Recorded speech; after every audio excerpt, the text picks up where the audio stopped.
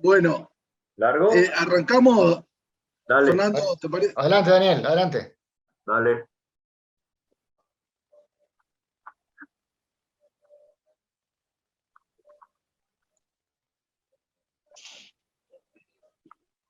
¿Se ve, no? Ahí la presentación. Sí, Bueno, ¿por qué le pusimos este nombre? Bueno, también hablamos algo con Fernando. Van a ver paciente que va le pusimos el viajero porque va por 2 o 3 hospitales, ¿sí? Antes de llegar al nuestro.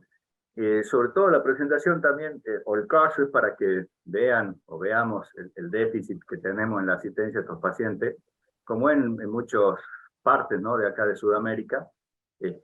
Un mal manejo por ahí inicial, un mal manejo, una mala coordinación cuando se movilizan estos pacientes.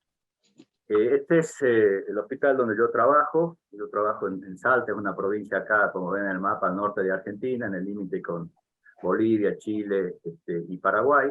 En este hospital atendemos el hospital central, digamos, la provincia donde se asisten la mayoría de los pacientes politraumatizados.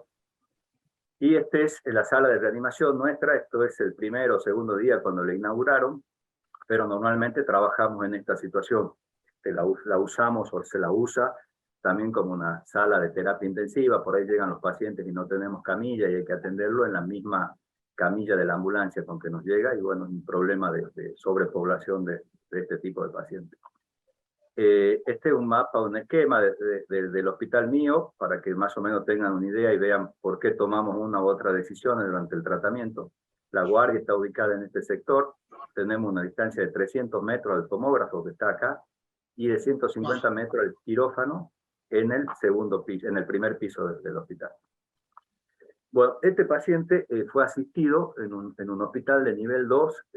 Los hospitales de nivel 2 acá en Salta son hospitales que solo cuentan con un médico generalista, tienen un laboratorio y un equipo de rayos. Este paciente lo asisten acá y lo mandan a otro hospital, como ven acá en la hoja de derivación, se lo deriva a otro hospital de un pueblo que se llama González. Para el motivo de la derivación era evaluación y atención por médico cirujano en centro de mayor complejidad. El paciente llega al hospital por una herida de arma de fuego en el tercer espacio intercostal izquierdo y en el glúteo derecho. En este hospital le administran 2 litros de solución fisiológica, dexametasona, diclofenac, lo suben a la ambulancia y lo trasladan al otro hospital. Este es un pequeño dibujo de dónde era la herida. La del glúteo era en el glúteo derecho, en la parte superexterna del glúteo derecho. Estos datos yo los saqué después hablando al hospital porque no nos llegó en la hoja de derivación, pero hablé con uno de los médicos y me dio estos datos. El paciente le ingresó con una frecuencia respiratoria de 22, una presión arterial de 80-50 y una frecuencia cardíaca de 126, con un índice de shock de 1.5. Y deciden derivarlo al otro hospital para que lo vea el cirujano. Durante la derivación no recibe ningún tipo de tratamiento y aproximadamente demora 1 hora la derivación.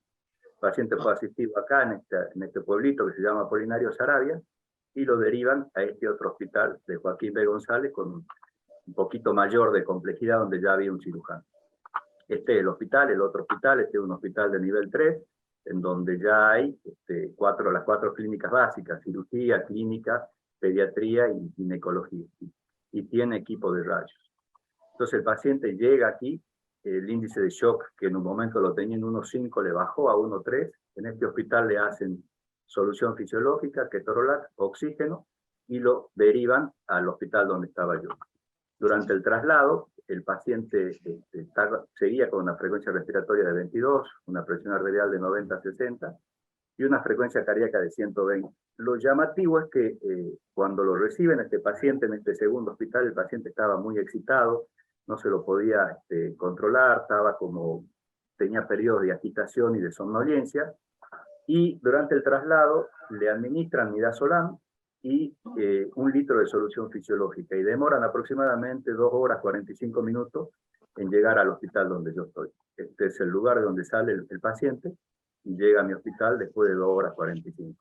Un dato que les quiero dejar en claro es que si el paciente se hubiese derivado directamente de este hospital al mío, se hubiese ahorrado aproximadamente 1 hora de viaje, sin contar los tiempos entre uno y otro hospital. De acá a acá hay 240 kilómetros, pero si el paciente hace todo este recorrido, hay 328 kilómetros.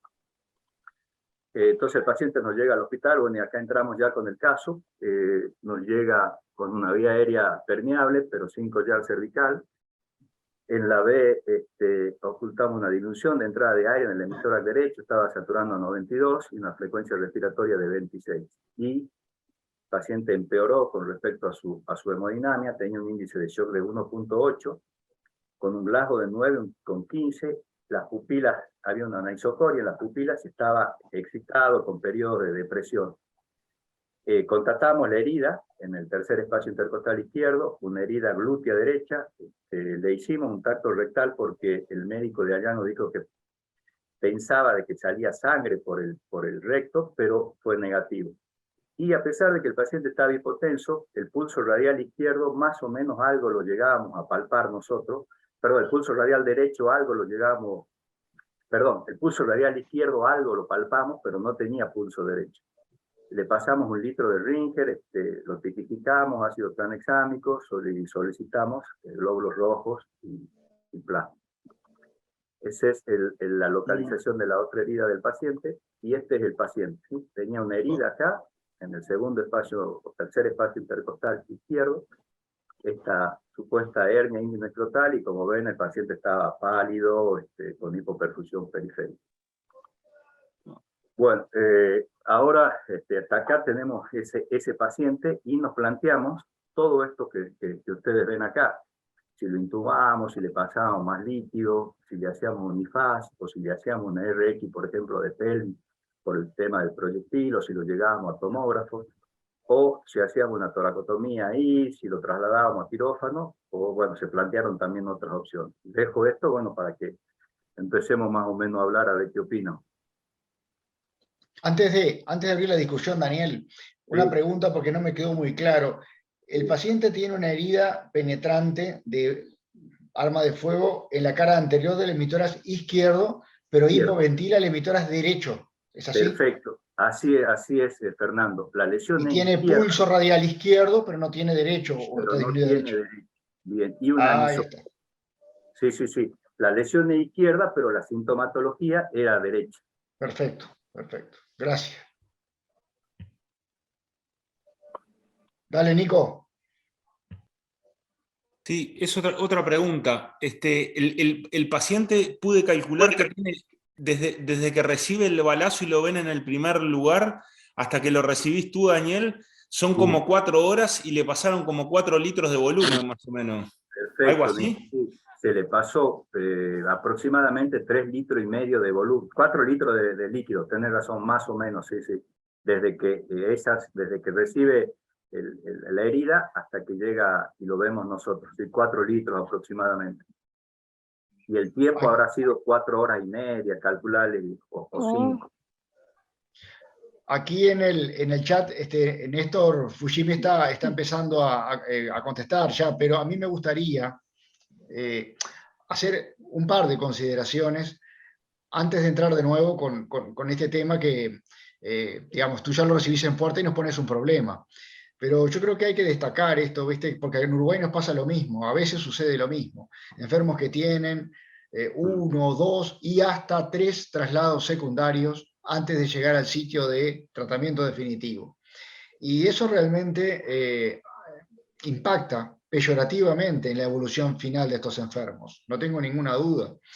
Este es un enfermo afecto de trauma penetrante, ¿verdad? Y yo creo que hay que destacarlo porque acá hay mucha gente que trabaja en prehospitalario, en el cual, frente a la ausencia de sangrados externos, bueno, uno diría esta situación de shock puede haber múltiples factores, pero uno de ellos, y hay que considerar el shock hemorrágico, entonces hay que pensar que tiene un sangrado interno, puede tener otras causas de shock, ahora después vamos a profundizar en ello, pero el traslado, voy a decir un aforismo que es antiquísimo, que tiene muchos años, no estoy diciendo nada nuevo, pero que lamentablemente no se cumple.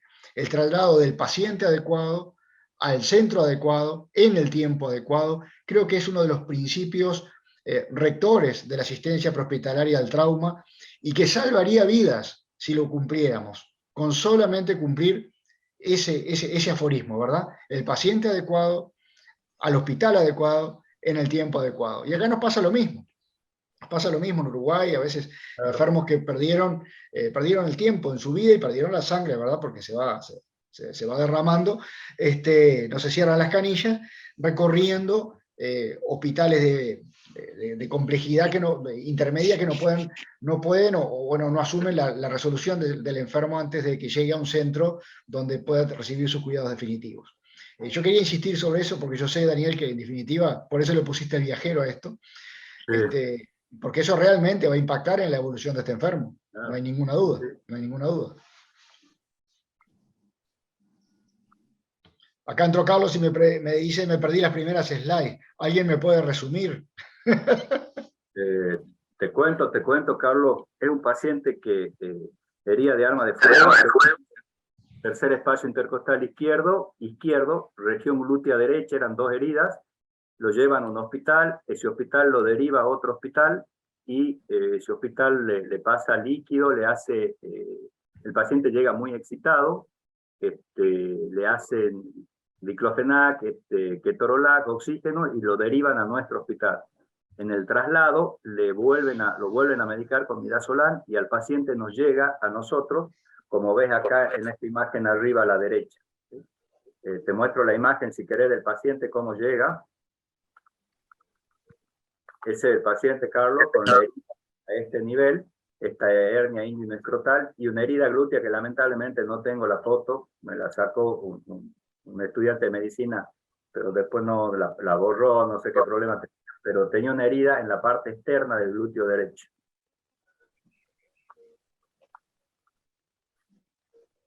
Y bueno, esto es lo que se podría haber hecho, no sé si alguien opina otra cosa. Sí, Néstor Fujimi levantó la mano, Nicolás y después Ricardo Boyer. Hola, Néstor. buen día, ¿cómo va? Buen día, buen día. Bueno, la situación lo que plantea Daniel es una situación muy común en el noroeste de nuestro país, grandes distancias, pacientes que van deambulando realmente como viajeros. Lamentablemente el trauma, como siempre decimos, es una cuestión de actitud, y la actitud de ahí era en algún lado abordarlo. La verdad que es un paciente complejo. Por cómo el hospital mío es exactamente igual al hospital donde trabaja Daniel, nada más que nosotros, la distribución es un poquito distinta. Por eso yo pongo que haría el Unifast, una radiografía, porque todo lo tengo en el shock room. A 15 metros tengo el tomógrafo, un tomógrafo multicorte, y un piso más arriba, subiendo por el ascensor, tengo el ascensor. Entonces, esa es mi conducta, lo que yo haría con respecto a lo que presentó Daniel. Nada más por ahora. Pero Néstor, tu hospital no es igual que el de Daniel. Vos tenés un tomógrafo a 15 metros y Daniel lo tiene a 3 cuadras. Dijo a 300. No, perdón. Ediliciamente El modelo del son edificio. exactamente igual. Son Claro. exactamente iguales, nada más que la distribución es distinta. Claro, sí, pero a Daniel lo jorobaron. Sí, tal cual. Nicolás. Sí, es un paciente bien. Te quedaste sin sonido, te muteaste, Nicolás. Estás muteado. Perdón. Es que es un paciente complejo, sobre todo porque lo agarramos empezado, con 4 horas de evolución y con 4 litros de agua adentro. Yo lo que haría, para definirlo del modo práctico y no dar mucha vuelta, está en shock, tiene un shock importante. Me gustaría saber dónde está si tiene 2 balazos o uno solo que lo transfixió de derecha a izquierda y de atrás adelante o de adelante a atrás. Yo a este paciente le daría un IFAST, si puedo hacerle unas radiografías en el shock room, hacerle el tranexámico, todo lo que hizo Daniel, la transfusión masiva y le operaría directamente. No lo llevaría al tomógrafo. Nosotros tenemos el tomógrafo a 15 metros de la urgencia y lo dudaría, pero este paciente está con un shock, a pesar de la transfusión, no respondió y hay que operarlo. Antes de operarlo, me parece que, bueno, la tomografía me encantaría tenerla, pero en este paciente me parece que no se la haría, que me arreglaría con el IFAS y con las radiografías para guiarme dónde está la bala y a ver en qué cavidad tiene sangre. De repente ya pondría un drenaje pleural, pero yo creo que lo pondría en el bloque quirúrgico nomás, del lado derecho. Gracias, Nicolás. Ricardo. Bueno, buenos días a todos. día. Un aporte, si acaso, de administración de recursos. Para consuelo de los colegas argentinos, este paciente tuvo un gran itinerario, pero llegó a hacer 300 kilómetros. Para vergüenza nuestra, los uruguayos, peor diría, los montevideanos, a veces hacemos 3 y 4 traslados en un área de no más de 4 o 5 kilómetros. ¿Por qué? Porque no le corresponde administrativamente ser asistido ahí, lo cual constituye una cosa casi criminal. Ha habido alguna demanda y han sido ganadas, pero en el momento que el colega anda deambulando con ese enfermo que no sabe qué hacer con él, que no se lo reciben porque no es socio de A o de B o de C, los pacientes se pierden. Hace poco apareció, por suerte, una ley que obliga a que las emergencias sean tratadas donde llegan, pero de cualquier manera hay todo un bisatergo muy importante, hay toda una rémora muy importante que hace que sea muy difícil eso. Como dijiste vos al principio, lo importante es the right place, y eso, si el tiempo da, hay que hacer las averiguaciones administrativas y llevarlo directamente a donde le corresponde, por lo menos en Montevideo. Eso nada más. Gracias, Ricardo. Excelente lo que dice Ricardo, perdón, porque por ahí acá pasa lo mismo y la verdad que yo coincido muchísimo con él, porque acá suele suceder un problema administrativo en la recepción de pacientes, y no solo de trauma, ¿no? Sino de cualquier otro paciente. Claro. Doctor Titarelli. Hola, buen día, ¿me escuchan? Buen día. Bueno, ahí, ubicándonos más o menos ahí, de acuerdo a lo que uno tiene, uno piensa, de acuerdo a lo que uno tiene a mano, es un orificio de entrada sin salida, o sea, ahí está el proyectil adentro, o sea, si tiene una placa a mano sería muy útil, un IFAS y drenar el lado bueno, que el IFAS no es positivo, ahí aparentemente por el orificio que, no sé, Dani, si lo ves ahí, que entra como oblicuo, ¿no? Está quemado de un lado y el orificio oblicuo. Da la sensación de que entra a la izquierda cerca del manubrio, pero va para la derecha. Y bueno, con lo que dice él del pulso, todo, podríamos sospechar alguna lesión del tronco brachiocefálico o de algo vascular, ¿no? Y bueno, yo haría en este caso, de las opciones que da Dani, algunas son simultáneas. Probablemente requiera intubación neurotraqueal, FAS, avenar el lado que esté positivo, bueno, y de ahí seguir de acuerdo a lo que salga.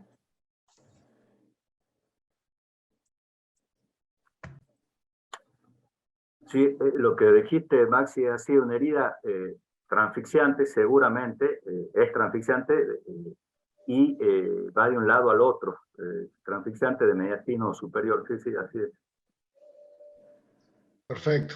Carlos Vilasi.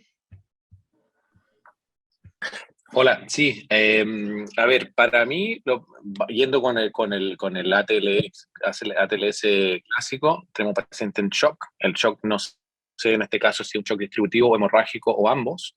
Entiendo que movía las 4 extremidades y está con anisocoria, así que además tenemos una lesión, un trauma, un TEC. Bueno, pero lo principal acá es, creo, sacar cosas para ir limpiando el diagnóstico. Entonces, lo primero acá es hacer una toracostomía digital derecha. No sé si hasta acá pusieron muy claramente que está solamente disminuido en el tórax derecho, así que bueno, lo haría solamente en el derecho inicialmente, y ver si es que eso tiene algún cambio, porque a veces un neumotórax hipertensivo puede darte ese shock sin necesariamente sin excluir obviamente el shock hemorrágico, pero primero creo que hay que descomprimir el tórax derecho. La intubación la dejaría para el quirófano. Este paciente tiene indicación, si es que no repunta, tiene indicación de cirugía. Ahora, ¿qué cavidad abrir? Eso, claro, el IFAS nos puede ayudar, pero tiene 2 orificios de entrada. Entonces, ahora lo que, más que analizar si es de entrada, de salida, si es que es el mismo, con una radiografía nos podría ayudar para encontrar dónde está el proyectil y a lo mejor tratar de dibujar un poco cuál habría sido la trayectoria, pero probablemente eso va a tomar más tiempo. Y en este paciente yo creo que si el shock no repunta, probablemente partiría por una toracotomía de reanimación y después seguiría con una laparotomía, porque probablemente algo tiene también en el abdomen sin tener el FAST. Si tuviéramos el FAST, nos va un poco a facilitar por qué cavidad entrar primero, pero un paciente que está en shock y con un hemitórax disminuido a derecha, o sea, no puedo pensar que otra cosa que hasta aquí tengo que descartar al menos el neumotórax hipertensivo derecho. De acuerdo con que tiene mucha agua y a lo mejor habría que darle, obviamente, sangre. Creo que no está para tomografía y antes de la toracotomía habría hecho la tracostomía digital. Antes de darle la palabra a Juan Carlos Foronier, que pidió la palabra, te voy a hacer una pregunta, Carlos. Vos estás en Londres, bueno, ahora estás en Qatar, pero cuando estás en Londres... No, ahora estoy en Londres, estoy de guardia. ¿Estás en Londres? Sí. Sos un tipo muy ubicuo. Muy ubicuo, sí. Estás en Londres. A este paciente, que viste que Daniel nos contó que tiene una disminución muy clara del pulso radial derecho, además. Sí. Si tenés la posibilidad, ¿le colocarías un REBOA? Primero le haría una toracostomía digital igual. Y si es que no repunta, sí. Echa la toracostomía digital y suponete que el enfermo sigue en shock, te viene sangre. Sí, y creo que el choque entonces es hemorrágico y el paciente sigue con una sistólica de 70. Sí, este es un paciente que podría ser candidato para REBOA 1, zona 1, sí. Bien. ¿Folo? Hola, un poco siguiendo el hilo de pensamiento que iniciaron hace unos momentos y con lo que acaba de decir Carlos, yo estoy pensando directamente en que esto es una lesión fundamentalmente torácica, transmediastinal, como dijo el doctor Titarelli, y que este elemento muy claro de una disminución del pulso radial a derecha, estoy pensando en alguna lesión básicamente de tronco subclavio derecho, con un hemotórax masivo del lado derecho. Por supuesto que la tomografía sería el ideal, pero el enfermo está chocado, tiene un índice de shock de 1,8. Eso, dependiendo del hospital donde estemos, es igual a protocolo de transfusión masiva de entrada y cirugía. Yo empiezo por una toracotomía izquierda y de ser necesario me voy a la derecha haciendo un clamshell para ver las lesiones básicamente del lado derecho. No es la mejor incisión, pero es por donde entraría directamente. Me generaría mucha duda entrar por otra incisión pensando en la lesión a nivel torácico.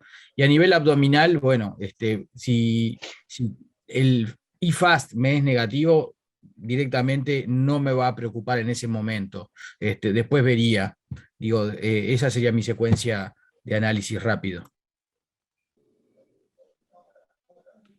Pablo. Sí, sigo el mismo línea de razonamiento en general de todos y Carlos Pilasi haciendo hincapié justamente en el ATLS y en la ocupación de mi tórax derecho.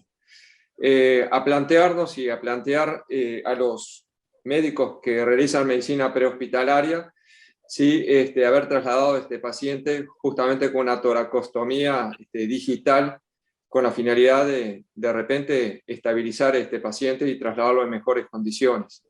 Nada más que eso como comentario de maniobra previa al traslado en esas 4 horas.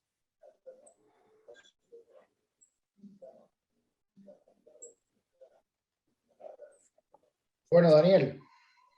Seguimos. Perdón. Sí. Perdón, es una pregunta por lo que comentó Pablo recién, y no se me había ocurrido hacerla. En el segundo lugar, que había cirujano, no se le hizo ni una radiografía ni nada, simplemente lo recibieron, Claro. lo evaluaron y siguieron con el traslado. Así es, Nico. Bien. Sí. Es más, no tenemos con la misma hoja de derivación del primer hospital, nos los mandan a nosotros, no tenemos ni derivación de ese hospital. Como llegó, tuvo nada, 15, 20 minutos y ahí siguió de largo. Se le hizo nada, diclofenac, midazolam, como les dije, que se repitió en el hospital y durante el traslado. Claro, porque analizando un poquito más el traslado y volviendo atrás, en el primer centro que recibieron el paciente no tenían ninguna posibilidad, pero lo derivaron al segundo centro, que supuestamente había cirujano y un nivel de complejidad un poquito mayor, y ahí capaz que hubieran, digo, ahí tienen bloque quirúrgico, ¿lo pueden operar el paciente? Sí, Nico. Yo creo que el tema fue ese. Sí,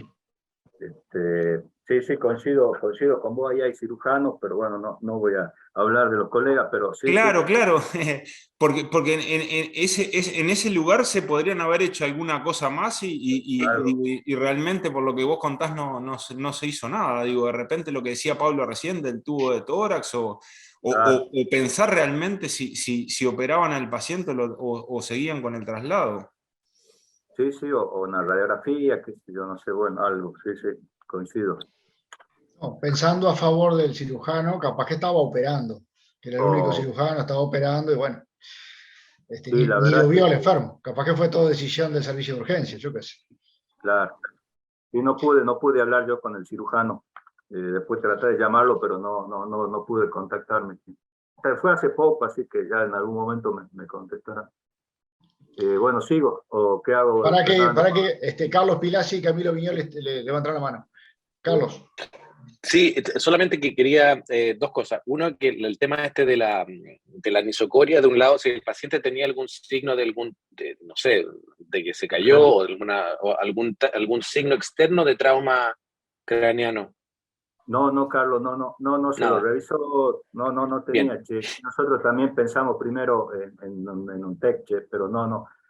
Bien, si no tenía nada ahí, bueno, pero solamente la midriasis puede ser de otra cosa, sobre todo si tenía una lesión a nivel supraclavicular, puede ser como un Horner secundario al que yo he tenido pacientes con Horner que incluso que se les pasa después. Bueno, pero si el paciente tuviese un TEC, porque veía que en el chat había gente que estaba más preocupada también del TEC y por el TAC, por lo tanto, para ver qué hacíamos con eso, el tratamiento de un paciente con TEC sigue siendo igual la perfusión cerebral, por lo tanto, independiente que tenga una lesión ahí, lo mejor que se podemos hacer para ese paciente es parar el sangrado y mejorar la perfusión.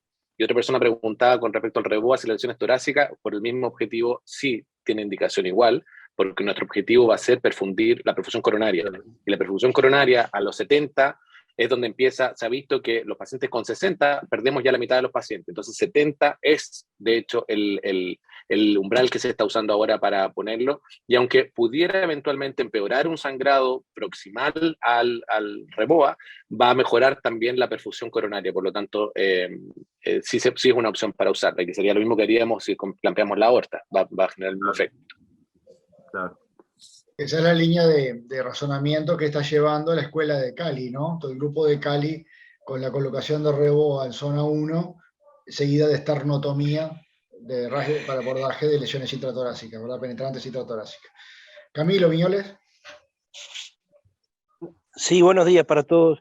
No, Buen día. mi pregunta es, si no tenemos REBOA, este paciente que viene en shock, que no respondió, ¿no tiene indicación de toracotomía izquierda y clampeo de aorta como primera maniobra? Esa es mi pregunta. Y en cuanto a lo que decía el profesor Welker, todavía en el ambiente público no hay la conciencia de llevar al enfermo a donde lo atienda al mejor.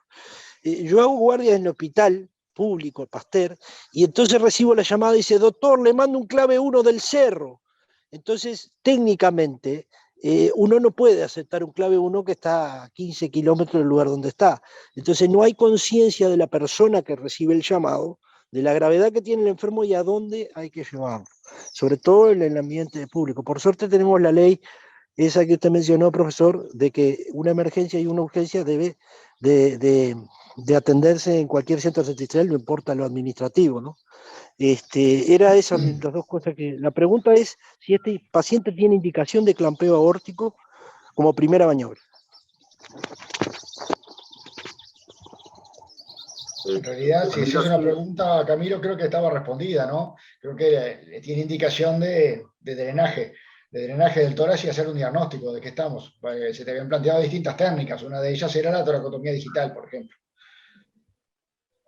Yo creo, Fernando, que Camilo dice de una toracotomía para clampeo aórtico, me parece, ¿o no, Camilo? Sí, esa es mi pregunta, sí, esa era mi pregunta. Estaba un paciente que tiene 70 de sistólica. Sí, ahí lo dijo Carlos Pilasi, sí, sí. Tiene indicación o de reboa o directamente de la toracotomía para el clampeaje, para eso mejoraría la perfusión coronaria y cerebral, ¿no? Independiente de si puede o no aumentar el sangrado en la zona próxima al clampeo. Gracias. ¿Continúo? ¿O Adelante, Daniel, adelante.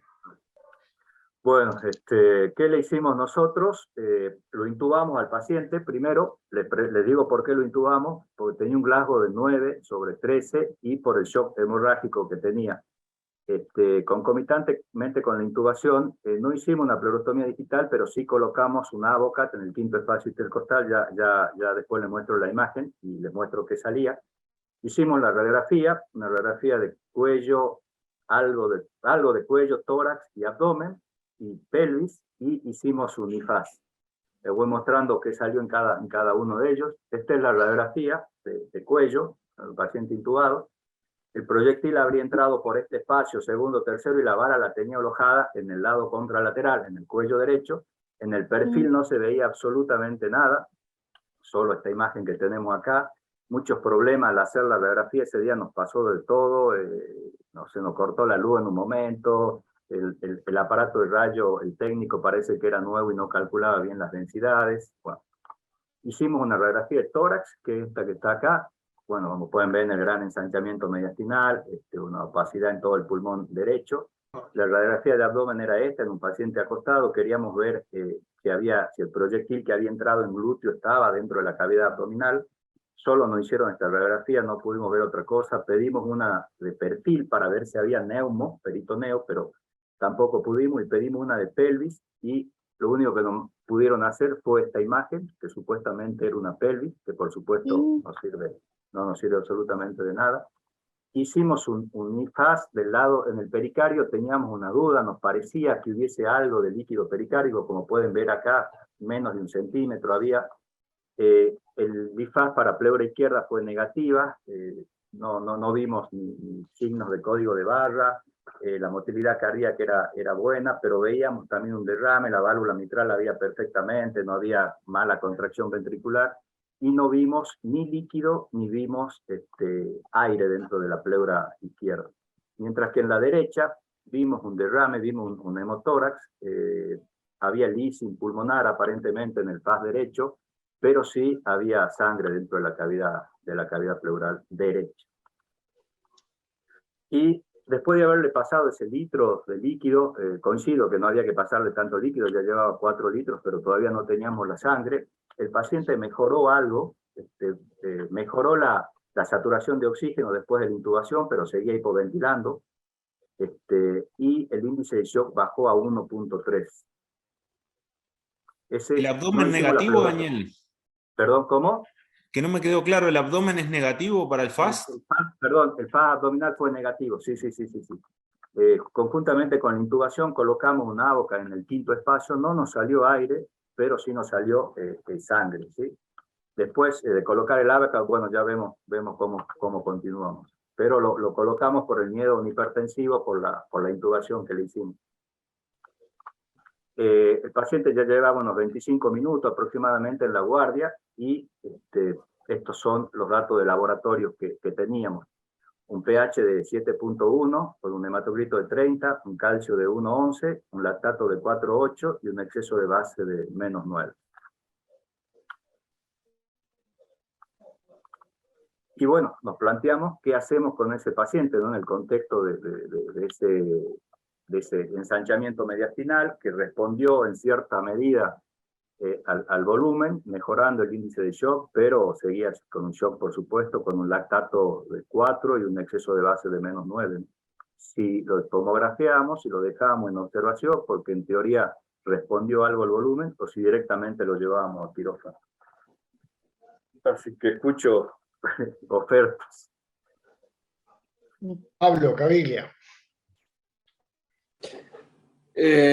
creo que nos estamos planteando una lesión a nivel de la subclavia derecha.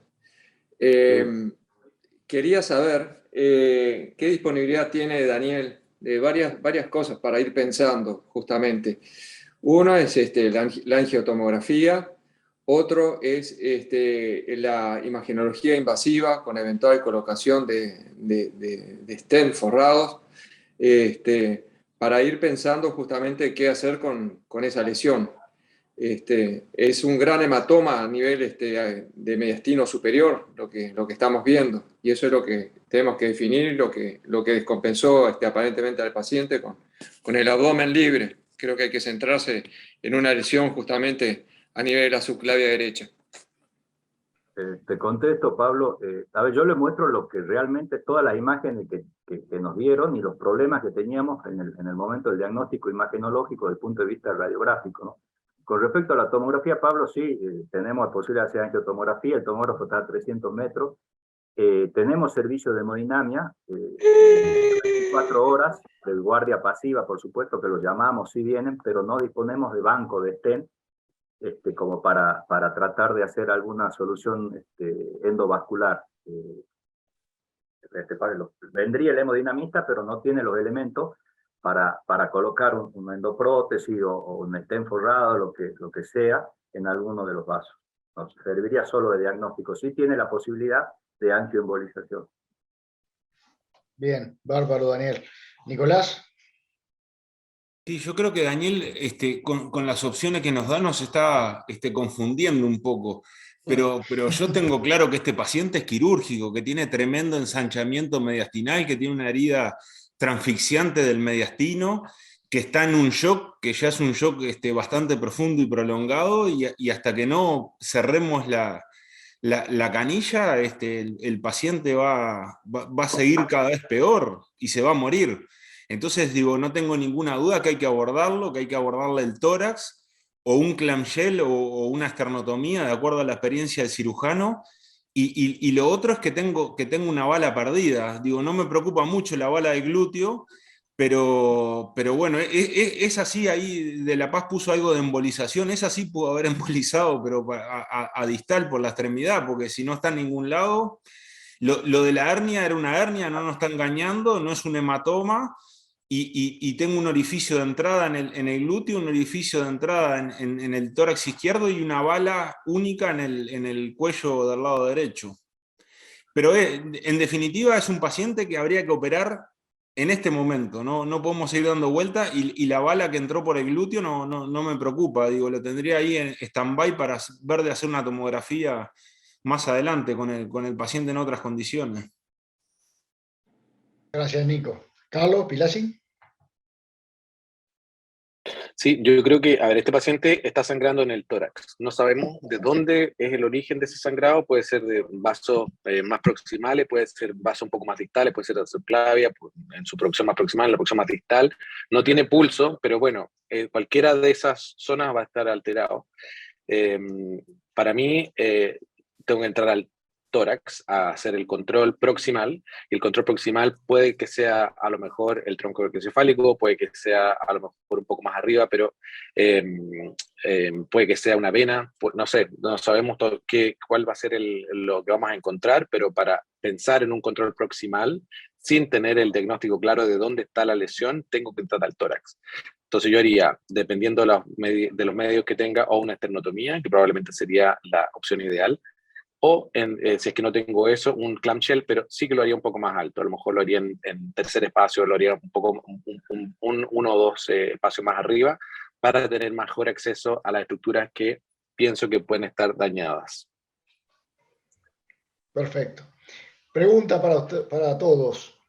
¿Creen que el abordaje tipo trapdoor tiene alguna vigencia al momento actual? ¿Han hecho? ¿Está abandonada? ¿Qué opinan? Fernando, mira, yo lo hice una sola vez en mi vida, la verdad no tengo experiencia, me costó muchísimo hacerlo para una lesión de subclavia. La verdad no te puedo opinar mucho porque lo hice una sola vez, incluso terminamos sacando la clavícula, fue bastante complicado. Es mi única experiencia y no sé, por ahí si alguien tiene más experiencia, capaz que con el hábito se facilite el acceso, pero yo lo hice una sola vez. No, Acá Carlos pone un no gigantesco en el chat.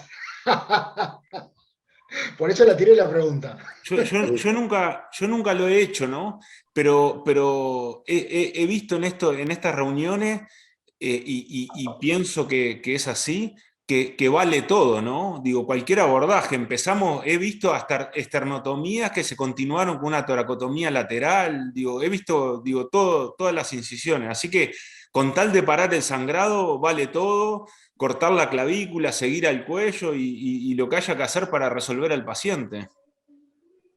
Mira, la vez que lo hice, te lleva mucho, me llevó a mí mucho tiempo, será por la inexperiencia, pero es un abordaje, no sé, para mí complicado hacerlo. Pero sí. Ricardo. No, un pequeño aporte técnico. Cuando uno tiene que hacer o piensa hacer una desarticulación acromioclavicular, habitualmente es un desastre. Es una operación mucho más larga de la que uno piensa. Es una articulación muy compleja desde el punto de vista tridimensional y no rinde. Yo lo abandoné hace muchos años. Tuve algún enfermo que lo perdí por hacer ese tipo de incisión, tenía una herida de subclavio y lo perdí en sala de operaciones, así que no la volví a repetir en mi vida. Gracias. Bien, gracias. ¿Folo habías levantado la mano? Sí, yo participé siendo residente, imagínate la cantidad de años que hay en el Hospital Maciel con un cirujano vascular y el cirujano de guardia.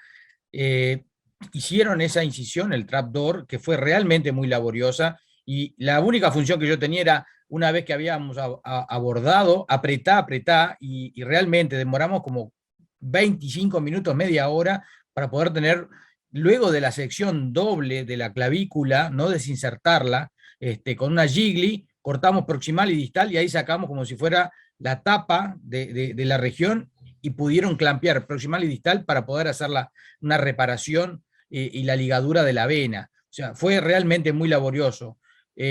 Por supuesto, el enfermo después se murió en el CTI, digo, pero habíamos estado entre una cosa y otra más de 1 hora y media intentando reparar el pedículo vascular.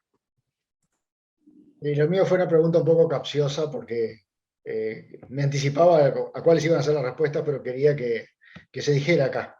Daniel, adelante. Dale, seguimos. Bueno, les cuento. ¿Qué hicimos? Lo llevamos a quirófano, más o menos todos habían acordado eso.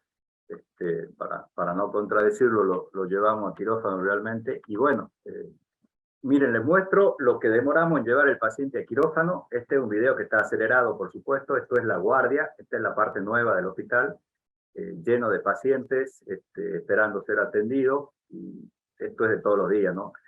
Ahora vamos a salir de la guardia, que es, como le digo, la parte nueva, vamos a pasar a la parte vieja del hospital, a la parte del consultorio externo. Menos mal que esto era a la tarde, porque si no, esta parte, este pasillo, está lleno de pacientes. Acá son consultorios de odontología, ginecología, y si esto es a la mañana, es un problema importante. De acá llegamos al hall del hospital, a la entrada principal.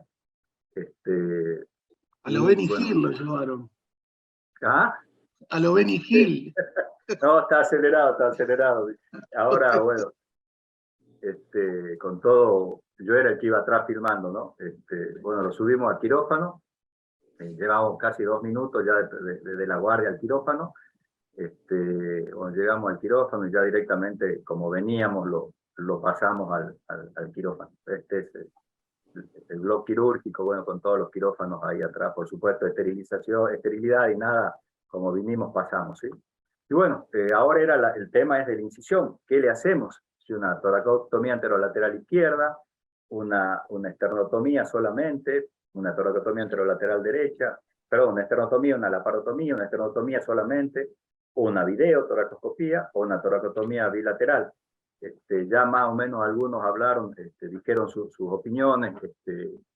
Folo creo que le hacía una toracotomía izquierda y de ahí ampliaban. Después hablamos también de una clamshell. Carlos Pilasi creo que dijo una clamshell alta o si no una esternotomía.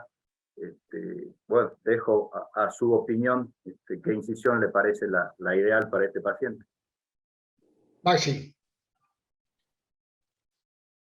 Sí, sí, bueno, de acuerdo a la incisión, tenemos una herida transmediastinal, ya con la placa esa del hematoma mediastinal uno sabe que tiene que abordar los dos lados casi con seguridad. Cuando uno va a pensar en la incisión que va a hacer, tiene que ver también ya pensar en cómo la va a cerrar, digamos, porque me ha pasado en otra institución de querer hacer una esternotomía y no había ni sutura de alambre para cerrarlo, no digo clip ni placa, ¿no? Entonces por ahí también pensar en si uno tiene los elementos para cerrar lo que va a hacer, y la esternotomía también es muy difícil si uno tiene o no tiene un esternótomo a mano, ¿no? Porque, bueno, hacerla la hemos hecho a veces con tijera de mayo y, bueno, y con cierre de Gilly en el manubrio, pero por ahí este paciente que no olvidemos que está con 70, 80 de citólica, con una reanimación bastante prolongada y mala, a lo mejor es más rápida la toracotomía anterolateral y proyectarla seguramente una clamshell. Pero hay que ver, yo siempre digo que hay que pensar cuando uno va a abrir con qué y cómo lo va a cerrar, ¿no? Bien, gracias. ¿Nadie empezaría por una toracotomía derecha?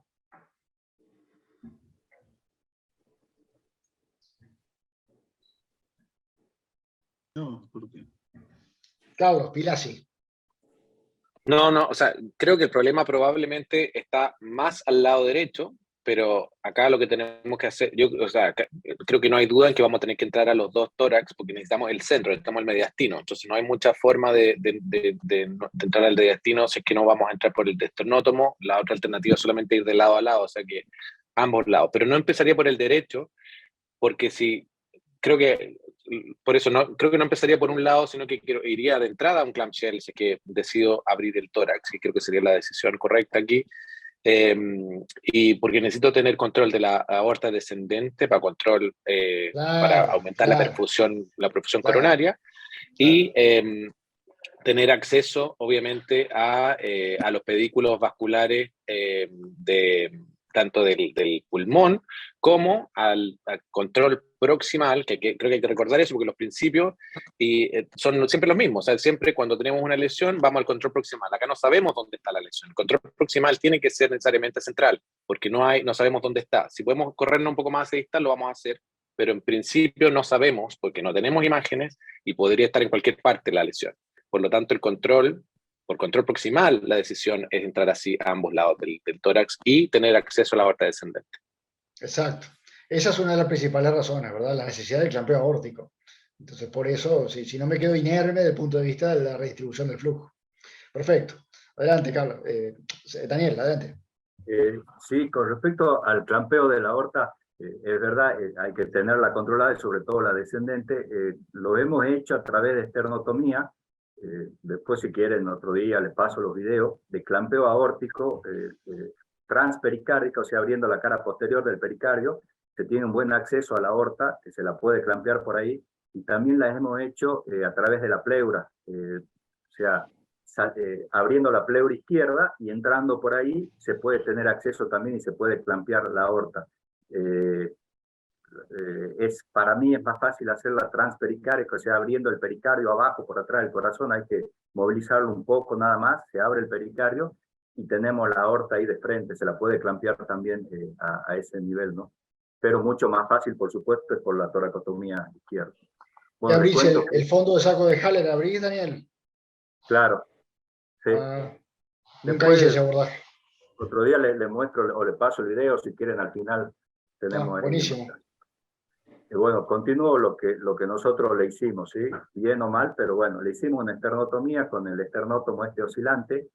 Yo tengo un esternótomo oscilante de cirugía cardíaca, no en el hospital porque bueno, ahí no hago cardíaca, y con el oscilante se abre bastante rápido. Esta es una sierra que tienen los traumatólogos para amputar. La verdad sí, se abre, tiene sus dificultades, pero se abrió bastante rápido.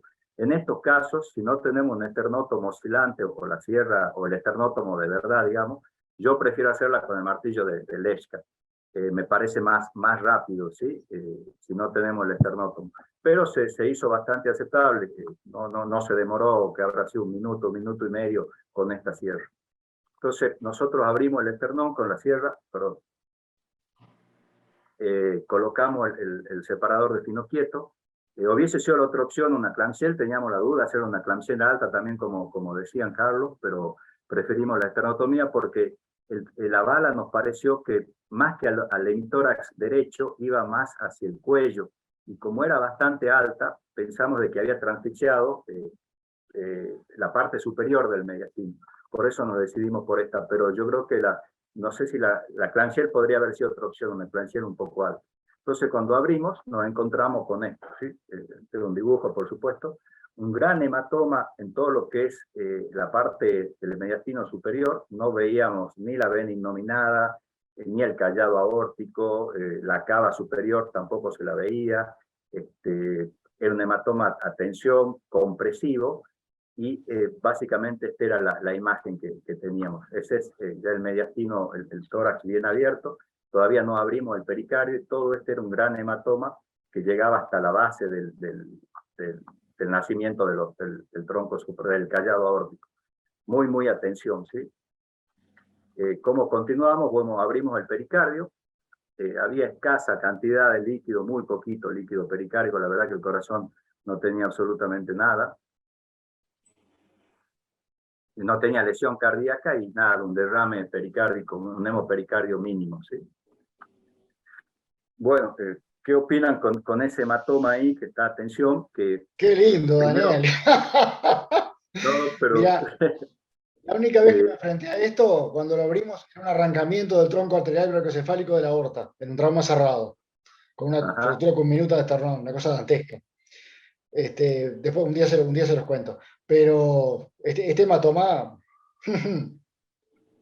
Sí, sí, en trauma cerrado es lo más frecuente, ¿no? Este tipo de hematomas y de lesiones brachiocefálicas son más frecuentes en trauma cerrado, sí.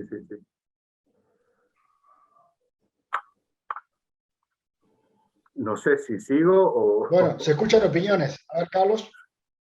Yo tengo una pregunta.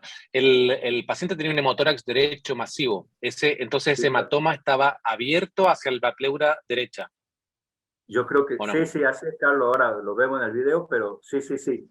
Caía sangre a la pleura derecha, así es. O sea, era un hematoma roto hacia la pleura derecha, no había otra lesión ahí, era todo central. Perfecto, así es, Carlos, sí, central, del tronco de los troncos supraórticos, del callado aórtico, no les quiero adelantar, pero sí era de la parte extra pericárdica de la aorta, sí. Y caía, y eso, claro, conectaba también un poco la parte del derrame, era del mismo hematoma que drenaba hacia el pericardio, como cuando pasan las disecciones. Sí. Es perfecto, esa es la descripción, como pasa en las disecciones, sí. Nico. Y ahora hay que entrarle. Es que a eso vinimos, esperábamos encontrar más o menos eso, era lo que se veía en la radiografía. El único tema acá es ver si rodeamos el hematoma y tenemos posibilidad de un clampeo distal o proximal de los vasos involucrados, o meterse nomás en el hematoma, el dedito, y luego ir disecando a ver qué es lo que podemos hacer. Eso es lo que se me ocurre a mí. Que no veíamos absolutamente nada, Nico, no se veía nada porque era toda una masa así de un hematoma a tensión, ¿no? Pero bueno, sí, una opción es abrirlo, sí.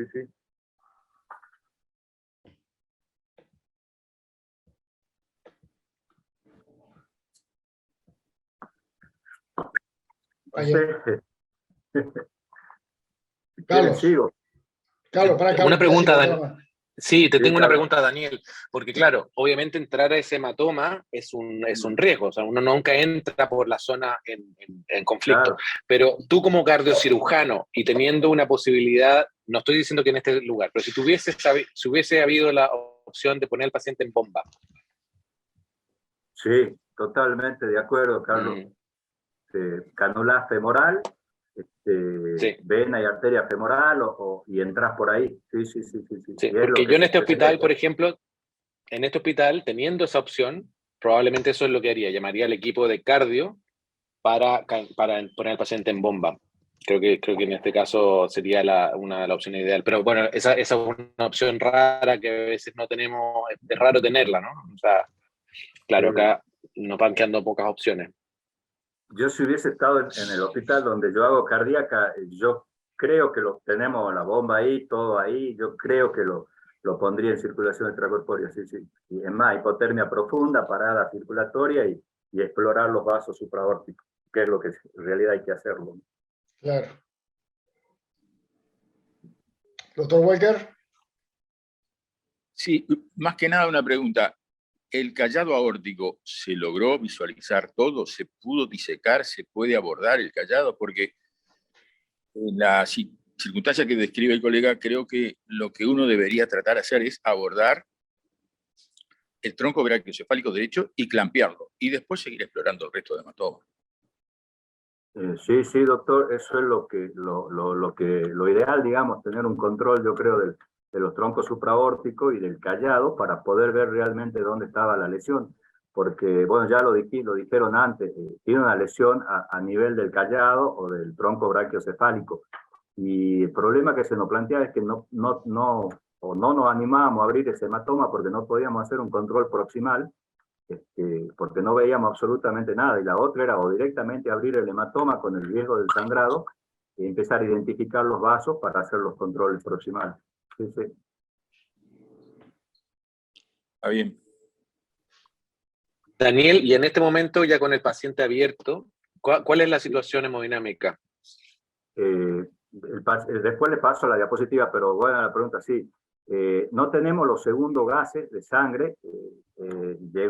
Cuando llegó el paciente se le sacó sangre, no tenemos el resultado, pero el paciente estaba con noradrenalina a 3 gamma de noradrenalina. Se le había pasado ya 2 unidades de sangre, 2 o 3 de críoprecipitado, y la presión arterial estaba en 80, no me acuerdo si 80-40 o 80-50, en el otro slide están los datos. Pero esa era más o menos la situación, con no alta dosis, pero 3 gamas de noradrenalina.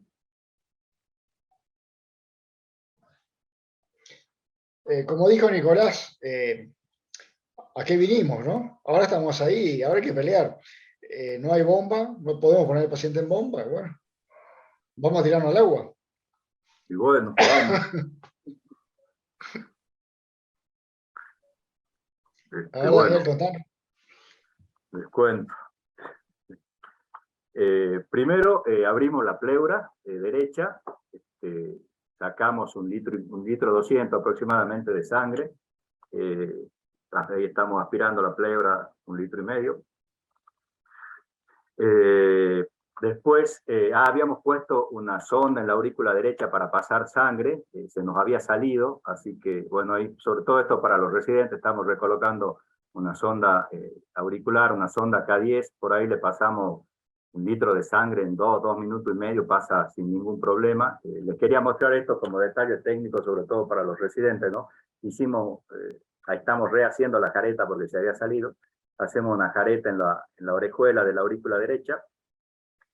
Como ven, el latido cardíaco estaba bastante aceptable, seguía babeando, nos empezó a babear el hematoma, empezó a salir sangre, muy poca, sangre arterial como pueden ver, y bueno, todo esto recolocamos la sonda y seguimos infundiendo hemoderivados. Discúlpame, Daniel. Sí. Creo que es desconocido para la mayoría de nosotros la perfusión de sangre en las cavidades cardíacas en forma directa y no a través de vías venosas periféricas. Explícanos cuál es el argumento. Dale. Sí, a ver, no sé si hay un argumento científico, pero lo que nos permite, por ahí por las vías periféricas, ha visto el volumen sanguíneo que se puede pasar, sí es alto, sobre todo si tenemos catéteres de Teflon 14 o 16, pero con esta vía, que es una sonda K10, la cantidad de volumen que le podemos pasar en poco tiempo es altísimo. Entonces, como una vía accesoria, si le queremos decir, o una vía central, ¿entiendes? Más que nada para infundir volúmenes de forma rápida, Pablo. No sé si habrá algún condimento científico que lo avale, pero sí nos permite grandes volúmenes en poco tiempo.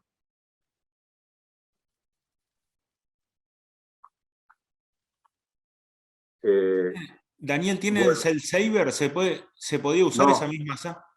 No tenemos, Pablo. Donde yo hice la residencia, sí lo teníamos, y la verdad que es buenísimo el Cell Saver. Mete sangre y pasa o glóbulos rojos, plaquetas, lo que quieras, pero no tenemos. No tenemos. Bueno, ya habíamos dicho qué hacemos con el hematoma, bueno, todos dijeron de abrirlo, ¿no? Bueno, estas eran las preguntas, si no lo tocamos, lo exploramos o directamente lo empaquetábamos, pero no sé si alguien no está en acuerdo en explorarlo, pero estas eran las opciones. No sé si continúo, Pablo, Fernando, ¿quieren hacer alguna otra, o dar otra opinión con respecto al hematoma? Antes que le muestre lo que hicimos. Yo me estoy comiendo las uñas. No sé, a ver, Folo. Digo, yo buscaría rápidamente hacer una especie de consenso en el equipo. ¿Qué hacer en cada una de las eventualidades, ¿no? Digo, explorar, abrir ese hematoma y tengo la capacidad de poder reparar las lesiones eventualmente, tengo los materiales suficientes, digo, ya sea desde las suturas, pasando por, digo, capaz que la posibilidad de hacer un parche, hacer un shunt, o sea, con quién estoy ayudado, cómo está compuesto el equipo, o me voy a la más segura a hacer un empaquetamiento y después vengo dentro de 6 horas, 12 horas a ver qué es lo que hay. No sé, es para tomarlo en el intraoperatorio la decisión. Así es, Pablo, sí. Sí, todo eso lo hablamos, ¿visto? Pero bueno, estaba con un cirujano, un coloproctólogo y el residente y yo. Había mejorado, dijiste, la momento... hemodinamia. Perdón, perdón, Daniel. Sí. Te cuento, Si había Pablo, mejorado la No, seguía con noradrenalina, 3 gamma, y estaba en 80, 90 de presión. Pues no le queríamos subir mucho la presión tampoco, ¿visto? Queríamos mantener presiones de 90, no superarla hasta que hayamos controlado el sangrado. Yo quería preguntar algo, porque esto parecería que es más venoso, ¿no? Porque si fuera un sangrado arterial no hubiera llegado al hospital. Razonando, si va a ampliar una incisión hacia el cuello a derecha, no desarticular la clavícula, seccionar, y para tener un abordaje para poner, clampear lo distal venoso, o sea, los ejes venosos, capaz que eso podría haber tenido un mejor control, no sé, se me ocurre, pero no tengo experiencia. Perdón, Fernando, que te corté. No, yo quería decir que, bueno, que en este momento, como lo viene planteando Daniel, con el tórax abierto, un hematoma que está abierto parcialmente hacia el emitórax derecho, que viene un sangrado, lo dijo, arterial, tiene una falta de pulso radial. Yo creo que este sangrado lo veo muy poco factible de empaquetar. Me parece que hay que apechugar y dar para adelante. El equipo es el equipo que tenemos. Y si ustedes me dicen de qué me muniría, y me muniría de una sondita Foley, porque si el agujero es grande hacia la aorta, capaz que le meto una sondita Foley y bueno, y detengo el sangrado cataclísmico, y ahí pienso. Claro. No tengo experiencia, yo ya le digo, lo viví esto una única vez, y la sonda Foley fue lo que nos salvó. Después colocaron shunt, pero bueno, por lo menos detuvimos el sangrado que parecía agua hervida. Pablo. 100% de acuerdo con mi colega de guardia, Folonier. Si hubiésemos nosotros, la situación nuestra en el Maciel es que tenemos cirujano vascular de guardia, y si hubiésemos abordado ese hematoma, capaz que hubiésemos hecho un paso menos que hizo Daniel, que fue perfundir a través de la aurícula. Eso no tenemos experiencia, y simplemente hubiésemos empaquetado, o a lo máximo colocar, como decís vos, Fernando, una Foley si vemos un sangrado activo, y esperar que venga el cirujano vascular. Sinceramente no tenemos experiencia, y tendríamos temor de abordar ese hematoma complejo y quedarnos sin paciente. Bien, Pablo. ¿Maxi? No, yo creo que sí puede ser arterial, o sea, un hematoma que está contenido en el mediastino, y hemos tenido bastantes casos de aneurismas traumáticos de aorta, que acá, bueno, esperándole endoprótesis a veces hasta 7 o 10 días, ¿no? Con hipotensión y mantenerlo, y y sí se puede contener, o sea, puede ser algo arterial, pero ya me parece que este es el partido final, digamos, hay que explorarlo, ya no hay más margen de derivar, de esperar. En mi opinión, ya hay que meterle ahí tripa corazón, Daniel, y meterte nomás, tener un par de satinki, de foley, de cosas que uno puede hacer maniobras de contención, pero me parece que ya hay que abordarlo. Gracias, Masi. Nico. Sí, por la misma línea, para mí, yo lo veo muy rojo el hematoma, para mí es arterial, y creo que es hasta mejor que sea arterial y no venoso. Una vuelta me estaban esperando en un paciente que llegó en la noche, y yo entré de guardia a las 8 de la mañana, y me estaban esperando con la misma situación. Me decían que era un hemopericardio, y yo miré la tomografía, era una herida de arma blanca. Miré la tomografía y era un hematoma, un ensanchamiento mediastinal, un hematoma de mediastino, y tenía un puntacito en el callado de la aorta, pero la misma situación. Nos preparamos, hicimos todo para meternos en el hematoma, y la arsenalera, la instrumentista, decía, y esta operación, porque le hicimos esternotomía, fuimos de a poquito, no sé qué, y decía, es más aburrida que una apendicitis, y cuando el chorro pegó arriba en el techo, ahí, digo, se puso brava la cosa, pero fue darle un punto nomás. Y la otra experiencia que tengo es con una que también entramos por esternotomía, en un traumatismo cerrado, en una rotura de aorta, y también lo pudimos abordar y reparar, era más abajo, era por debajo del callado de la aorta, ya en la aorta descendente, y la pudimos reparar con punto. Pero de lo que estamos hablando hay que meterse, Daniel, no nos tengas más así. Bueno. Ricardo. Estás silenciado, estás muteado. Sí, más que nada una consulta. Yo creo que nadie tiene duda que este paciente tiene una lesión vascular arterial, que es lo que determina la pérdida de pulso radial derecho. Entonces la pregunta que me hago y les hago, este paciente, si lo empaquetamos, va a mejorar la hemodinamia. Y en cuanto mejora la hemodinamia, va a resangrar, porque esto es arterial. Yo creo que me parece que sería un error, salvo que el cirujano diga, no, yo con esto no puedo. Bueno, cada uno tiene que saber medir su fuerza también. Yo creo que acá no hay más remedio, acá ya estamos en el medio de la correntada, ahora hay que nadar y darle para adelante.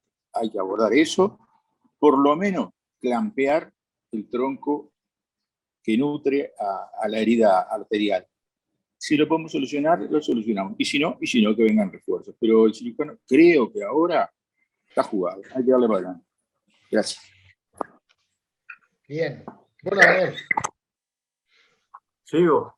Te has recogido unas cuantas opiniones. Todos quieren explorarlo. Bueno, lo exploramos entonces. Decidimos explorarlo, por supuesto, y bueno, cuando abrimos... y sí, no, la verdad que no quedaba otra, como lo que opinaron todos, no empaquetar eso en un sangrado arterial, sobre todo lo que dijo Ricardo, paciente con déficit neurológico o la lesión la falta de pulso del brazo derecho, era para explorarlo. Lo exploramos, abrimos el hematoma, sangraba, como ven ahí, empezamos a poner satinki, empezamos a dar punto a lo loco, ahí está clampeado parte del tronco brachiocefálico, y parte del callado, un poquito del callado, muy poquito, era la lesión, como habían dicho ustedes hasta ese momento, del tronco brachiocefálico derecho, pero nos seguía sangrando, empezamos a meter compresa, el anestesista que nos decía que el paciente se hipotensaba cada vez que soltamos el clan, ampliamos la incisión un poco al cuello, no seguía sangrando, entonces algo pudimos ver, metimos la Foley, como dijo Fernando, metimos una Foley ahí en donde veíamos que sangraba algo, pusimos otro clamp, con la Foley paró un poco el sangrado, como ven ahí, pusimos la Foley, dimos punto, reclampeamos porque ya vimos un poco mejor, había menos sangre, entonces pudimos colocar mejor el clamp y realmente disminuyó en casi un 80% el sangrado. Pero bueno, ese era lo que teníamos ahora, una Foley metida en un orificio, un clamp en el tronco, en el nacimiento del tronco supraórtico, y seguimos dando puntos con la Foley puesta, tratando de parar ese 20%, digamos, de sangre que todavía venía, y más o menos empezamos a controlar algo el sangrado con esos puntos. Pero realmente seguía sangrando un poco, y el paciente tenía una anisocoria, entonces sospechamos ya que había algún problema en la irrigación del lado de ese hemisferio, y por otro lado tenía la isquemia del brazo, no tenía pulso en el brazo derecho. Entonces, claro, ¿qué hacemos ya más o menos contenido el sangrado, pero con el paciente con esa sintomatología, ¿no? Con esos signos que tenía el sangrado? Esta era la lesión donde nosotros sospechábamos, la ven ahí, supuestamente en este sector estaba la lesión. ¿Y qué hacíamos? Si exploramos ya los vasos supraórticos, nos vamos bien a buscar la carótida, la subclavia, hacemos un packing o hacemos o alguna otra opción. No sé qué hubiesen hecho ustedes ya con todo esto abierto y más o menos algo identificada dónde podía estar la lesión, que era en el tronco supraórtico hasta ese momento, ¿no? En el nacimiento. A mí me gustaría contarles en este momento, porque realmente la similitud con la única experiencia que tuve en esto, o sea, no tengo ninguna experiencia, el único caso que viví, pero la similitud es muy grande. Si bien, como les decía, resultó de un trauma contuso. Fue un motociclista que impacta contra una volqueta a alta velocidad, sufre una fractura conminuta de esternón, como ustedes imaginarán, contusión pulmonar bilateral, contusión miocárdica, y valorado en el tomógrafo le hacen una angio-TC y tiene un arrancamiento de tronco arterial brachiocefálico de la aorta con un hematoma contenido en el mediastino. Lo operamos con un cirujano vascular, un amigo mío, el doctor Ricardo Fernández. Él fue el que trajo el paciente. Yo estaba terminando de operar una herida cardíaca y él cae con este enfermo en sala de operaciones. Fue un festival esa guardia. Y me acuerdo que lo primero que vimos de este enfermo que tenía la mano derecha helada. Y yo con mi humor tan irónico como siempre dije, mira, si tiene el hemisferio como en la mano, estamos fritos. Y bueno, le entramos por esternotomía, tenía un hematoma bien parecido a esto que pasa, una cosa terrible, un sangrado impresionante. Logramos cohibirlo parcialmente con la Foley y se cerró la aorta. Lo cerró él, se cerró la aorta y vimos el cabo que quedaba del tronco arterial brachiocefálico que prácticamente no traía sangre, o sea que su polígono de Willy, que era lo que le quedaba, no era una cosa muy, muy grandiosa. Lo cerramos y él le colocó, le hizo un shunt entre la aorta y el tronco alto, ¿verdad? Donde se bifurcan carótida y subclavia. El paciente de ahí salió para el tomógrafo y en terapia intensiva tomografía y tenía un infarto masivo de todo un hemisferio, o sea que se murió al otro día. O sea que realmente fue un desastre de la evolución como cabía de prever. Pero bueno, lo que se hizo en ese momento, que creo que no atendía a lo que sería una cirugía del control de daños, obviamente, pero él le colocó una prótesis, le interpuso una prótesis. Yo lo que hacía era seguir, no tenía cero experiencia en el tema y bueno, apechugamos, hicimos lo que pudimos, con un resultado nefasto. Antes de seguir, quería hacer una consideración técnica. Nosotros no veíamos el nacimiento del tronco brachiocefálico porque estaba la vena innominada, como la ven acá, ¿sí? No teníamos un acceso directo, una visualización directa del nacimiento, claro, pero de ahí venía la sangre. Se podría haber seccionado y ligado el tronco innominado, no hay problema, pero con la lesión cerebral que tenía el paciente y la hipotensión que teníamos, yo lo razoné así, capaz que me equivoqué, al ligar el tronco brachiocefálico, aumento el edema cerebral, y si el paciente ya tenía una lesión cerebral, la lesión cerebral secundaria que le íbamos a producir iba a ser bastante importante, asociada a la que ya tenía de entrada, ¿no? Por eso también fue una dificultad técnica, capaz que ahora pensando lo ligo, ¿no? Y lo corto y tengo un mejor acceso, pero razoné de esa manera con respecto al tronco que no nos permitía ver bien el nacimiento del tronco arterial. Sí, lo tapa justito. Omití decirlo, Ricardo lo ligó mientras yo tenía el dedo metido dentro del agujero de la aorta. Pero no pensamos hacer nada, no reflexionamos lo del edema ni nada. Capaz que contribuyó a su infarto de encima. En clase. Maxi. Doctor Titarelli. Sí, acá estoy. Sí. No, estaba escuchando eso, pero claro, o sea, no veías bien, Dani, dónde estaba la lesión. Ahí, pero lo preocupante sería la subclavia, en realidad, porque la carótida uno le podría ligar. A lo mejor uno podría, si llegara a ver la lesión ahí en el callado, como rafiarla, la carótida, ligarla, Claro. y a lo mejor, no sé, vos sabés mucho más de esto, ¿no? Después, Muestra les anatómico de la cuento, subclavia. después la vimos, por supuesto, pero hasta ese momento nosotros sospechamos todo esto, ¿sí? Porque la subclavia se puede hacer a lo mejor un extra anatómico o llevarlo a otro lado, y bueno, Es otra cosa, sí, sí. y la carótida, ligarla. Sí, pero pensamos eso, pero el miedo el paciente este, por cómo vino, o el polígono de Willy no le funcionaba, porque el paciente ya llegó con lesión cerebral, llegó con la anisocoria, llegó excitado, y ese era yo sospeché ya lesión de carótida primitiva, ¿no? Que también estaba lesionada. Sí, está rejugado, digamos. Perdón, una pregunta. Fernando, en el caso que describió, estoy pensando en voz alta, en el caso que describió dijo que el cirujano vascular había ligado la vena para poder tener un mejor acceso al tronco brachiocefálico arterial izquierdo, y en ese caso, Fernando, dijiste que le hizo un shunt, no le hizo un shunt, le hizo un bypass, ¿no? Sí, me expresé mal. Le hice un bypass, le Bien, puse una prótesis. Sí, no, sí. está bien, porque yo estaba pensando que claro, en el caso de una lesión en el tronco mismo, en el nacimiento, no podemos usar un shunt, porque si tenemos un cavito de arteria, ahí sí podríamos usar un shunt, pero una lesión mismo No, en no. el... Le colocó una prótesis y no en el agujero se cerró. Donde se arrancó el tronco se cerró. Bien, Entonces bien, bien. puso un Satinsky en la aorta y le colocó una prótesis. Claro, claro. Dale, yo creo que en el caso del paciente de Daniel, es hasta difícil hacer un control del daño por la topografía de la arteria, que todavía no nos dijo muy bien, y todavía creo que Daniel no vio bien la lesión. Claro. Estamos viviendo el caso con extremo dramatismo, pero digo, acá no nos queda otra que abordar un poco más, que con la FOLE y con la parada, digo, nos tenemos que seguir metiendo y tratar de solucionar el tema. Si quedó con medio cerebro, quedó con medio cerebro, y si quedó sin el brazo derecho, quedó sin el brazo derecho, pero... Y sí, Nico, eso también, todo eso se pensó, ¿no? Bueno, te cuento, no sé si hay otra pregunta, si no sigo, pues no estoy viendo Adelante, Daniel.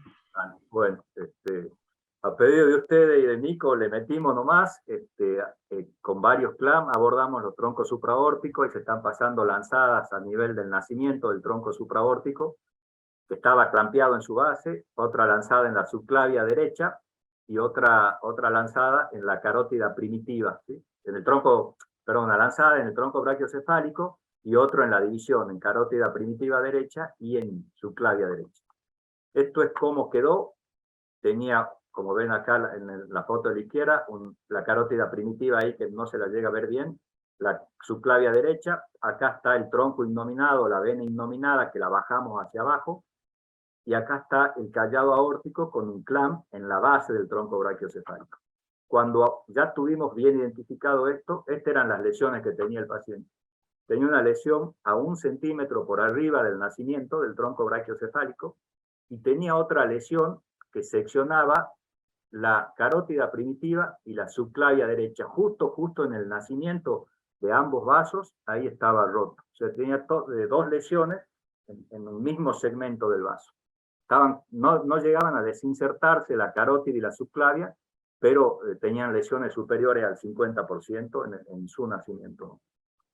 La lesión bastante grave desde el punto de vista técnico, ¿no? Y bueno, hasta este momento el paciente, ahí está la gasometría que nos llegó, ya llegábamos casi 1 hora de cirugía, a las 6:30 nos llegó.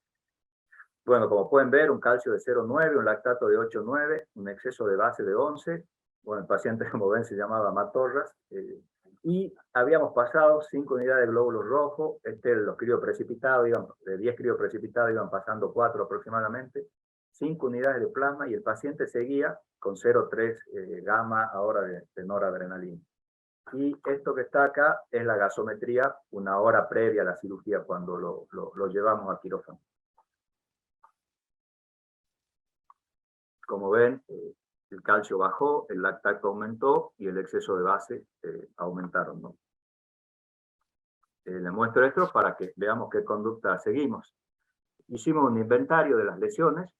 El paciente tenía un shock hemorrágico grado 4, un hemotórax derecho que fue drenado, la lesión del tronco brachiocefálico en un 50%, una lesión de la carótida primitiva derecha también en un 50%, al igual que la subclavia, una lesión cerebral por la anisocoria que tenía el paciente, la isquemia del muslo del miembro inferior derecho y una herida glútea que todavía no habíamos hecho qué lesiones tenía. Bueno, esto es, les vuelvo a mostrar el esquema de las lesiones.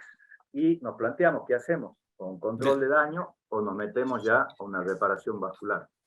Daniel, dijiste isquemia del miembro inferior derecho. Perdón, miembro superior derecho, perdón. Sí, sí. Entonces, paciente con todas esas cositas, ¿qué le hacemos? ¿O nos vamos a un control de daño? Que yo la verdad no se me ocurría.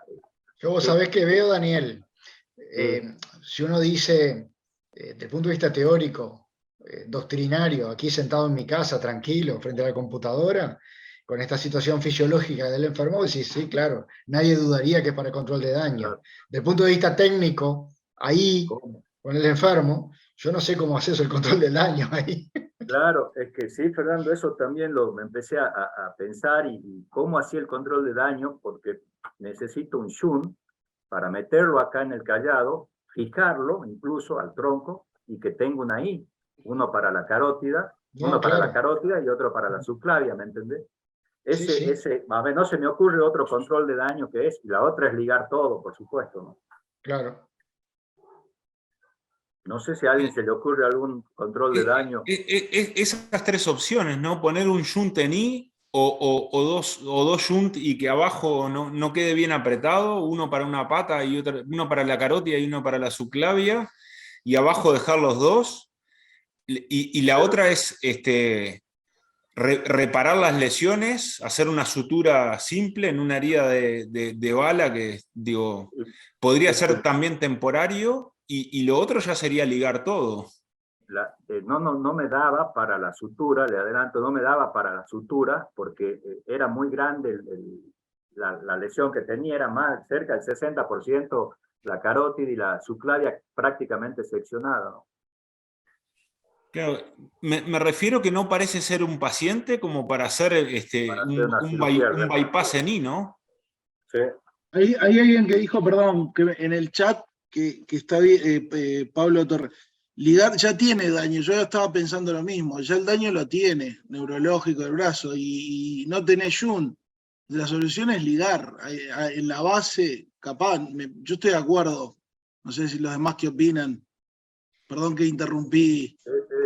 No, porque, digo, no te queda otra, me parece, no sé. A ver qué opinas, Ricardo Welker y Folonier. Sí, del tronco brachiocefálico derecho en la inserción aórtica, ¿queda a cabo como para poder hacer sutura o directamente estamos obligados a ligar? Doctor, queda aproximadamente centímetro y medio teníamos de cabo. Perfecto. Bueno, la otra cosa que se podía hacer, se me ocurre, nunca lo hice, nunca me pasó, es hacer una anastomosis entre carótida y subclavia, parcial en manga, dejando un solo orificio común, y ese orificio común ponerle un injerto al origen del tronco brachiocefálico. No sé si me expresé bien. Sí, la entiendo. Me parece que usted vio la cirugía, me parece. Así. Bien. Bueno, ya algo les adelanté. ¿Folo?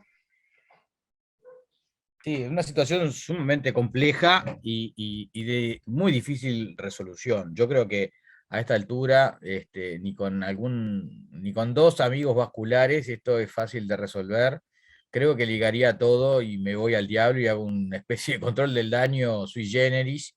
En otras situaciones me planteo, y capaz que es una locura, con las nuevas tecnologías de los hemostáticos nuevos, tipo el Flowsil y estas apósitos que directamente reaccionan frente al sangrado específicamente, que hacen como si fuera una masa. Ahí no sé si tendría una aplicación. Lo vi utilizar in vivo en un cerdo, en el cual le hicieron una herida cardíaca y le pusieron ese tipo de adhesivos, y siguió perfectamente latiendo ese corazón, reparado en forma transitoria, me imagino yo, sin sangrado externo. Parece mentira, pero lo vi. Me imagino que no sé si tendrá una aplicación para este tipo de lesiones, y contar con esa nueva tecnología y esos nuevos adhesivos no debe ser fácil en todos lados, pero si lo tuviera a mano, no dudaría de tal vez como paso previo a la ligadura, ¿no? Si esto para, vengo dentro de 12 horas y veo si puedo convocar radiología intervencionista, o sea, algo contemporizador para lograr ganar tiempo. Yo no tengo ninguna experiencia con esos adhesivos. No sé si Daniel, si alguien en la sala tiene experiencia, y no sé no sé si qué rol tienen en una lesión arterial. No tengo experiencia. Sí, yo lo he usado, hay varios, incluso hay los videos, los famosos videos que está el corazón del cerdo, le pinchan el corazón, se empieza a sangrar, le ponen los adhesivos y para. Sí, hay varios, Flowsil, Tachosil, cualquier derivado de la trombina, sí, pero lo usamos nosotros en las disecciones, pero cuando colocamos las prótesis de Dacron, alrededor de la sutura, cuando nos sangra, le ponemos.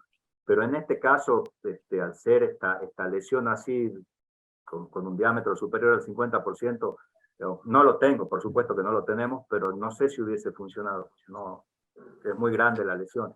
Por otro lado, antes que siga, ¿qué razonamos nosotros acá? Este paciente llevaba 6 horas de isquemia cerebral y 6 horas de isquemia, 6 horas de isquemia en el brazo izquierdo, y yo decía, la perfusión cerebral está alterada por la lesión de la carótida primitiva. Este paciente, si ligamos todo, el brazo derecho posiblemente lo perdía, y si hacía una lesión cerebral iba a ser derecho, lo íbamos a dejar con una hemiplegia izquierda, o sea, sin un brazo y pléjico del lado izquierdo, ¿no? Entonces también eso puso en la balanza de si lo reparábamos o lo llevábamos a un control de daño, porque encima, sin brazo derecho y hemipléjico izquierdo, la vida del paciente iba a estar complicada, ¿no?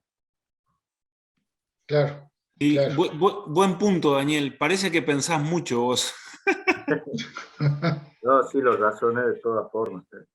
No, pero bueno, ahora me estás haciendo dudar de lo que iba a avanzar un poco con lo que vengo pensando. Estoy hablando en voz alta, estoy pensando en voz alta, que me estoy convenciendo que, claro, de repente Daniel y otros cirujanos tienen una habilidad y por encima del promedio, pero este paciente es el paciente que se ganó todo para la ligadura arterial de la carótida, de la subclavia y del tronco braquicefálico. Me parece a mí, no sé qué piensan los demás, si es muy delincuente lo que estoy diciendo. Es que No, es no. razonable eso, Nico, pero yo pienso también dejar un tipo sin brazo, capaz que no se le amputaba, pero ahí dejarlo sin un brazo y pléjico del otro, es como dejarlo sin 2 brazos, ¿no? Entre comillas. Sí. Pero Bueno, contalo, Daniel. digamos, decidimos lo que dijo Ricardo, ¿no? Hacer una reparación vascular. Ahí está todo, ya se empezó a disecar. Pusimos una prótesis desde la subclavia. Ahí estamos usando una prótesis de PTFE a la subclavia derecha.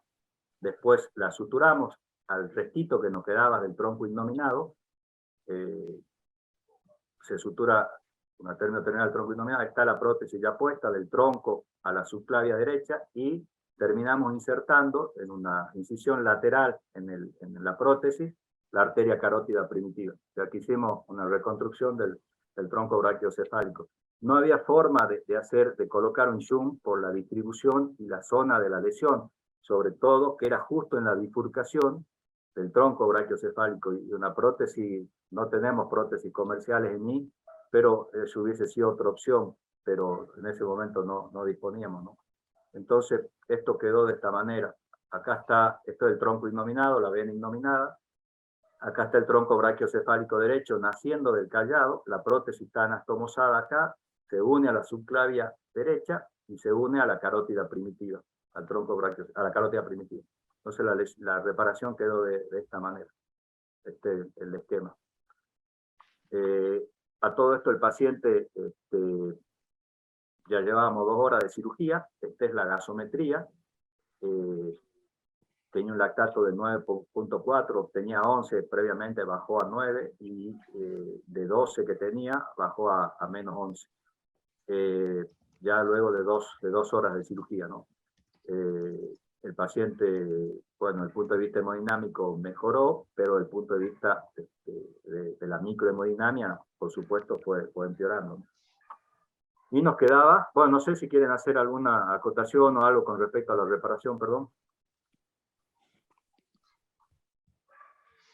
Felicitarte. Eso mismo iba a decir yo, nada más que felicitarte. Se pensó más en lo anatómico que en lo fisiológico, pero no nos quedaba otra, porque incluso paciente con lesión cerebral no llevaba más de 6 horas de evolución, y si uno la repara por ahí, restituye, ¿no?, la función cerebral.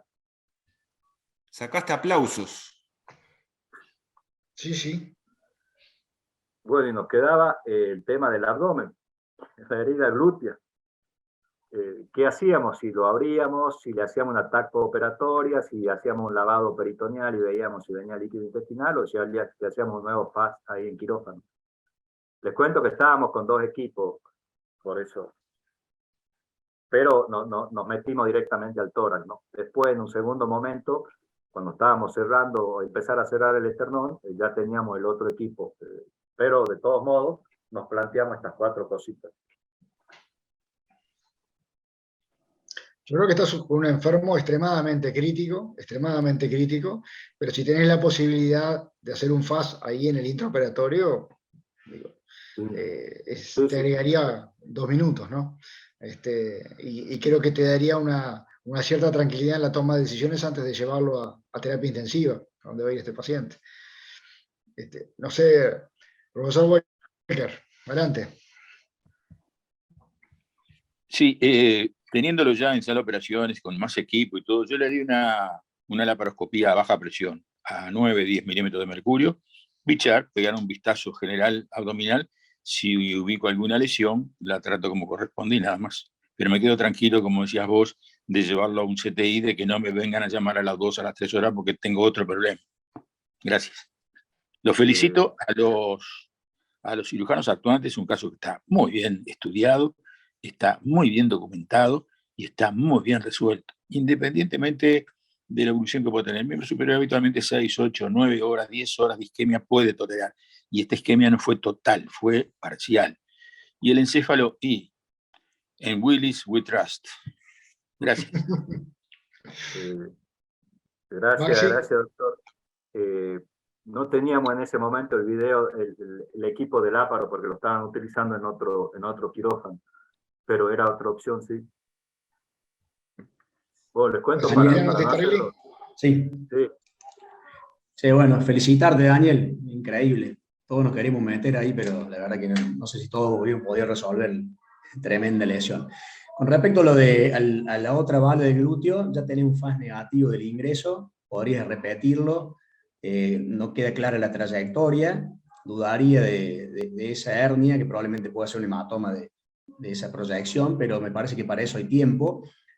Lo que es, ya está hecho el control de la hemorragia, ahí no hay sangrado aparentemente, es algo que cambie, tenía un FAS negativo, así que intracavitario no.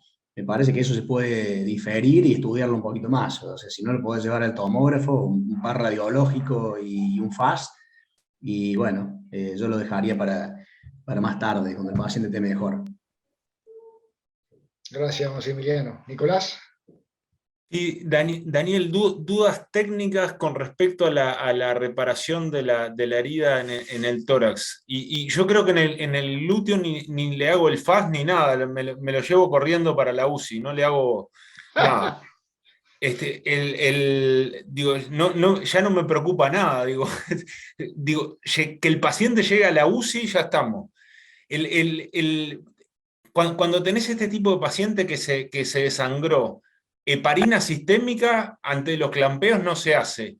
¿Heparina local haces? No le hicimos ninguna heparina, ningún tipo de anticoagulación. No.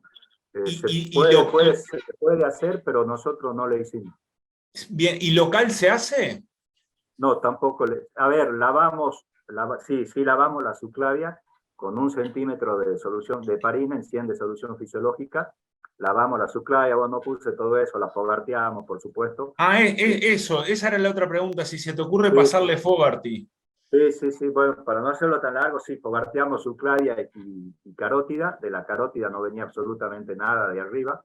Normalmente cuando el polígono está permeable y uno abre la carótida, viene sangre, de esta no venía nada.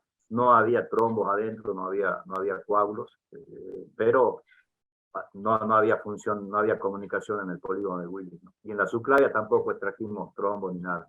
Y lavamos para arriba y para abajo. ¿Y tenía buen reflujo o no refluía nada? No te entendí eso. Perdón, no teníamos reflujo de la carótida ni de la subclavia, muy poquito reflujo, pero la subclavia puede tener reflujo por alguna otra arteria, por la mamaria, por alguna de esas.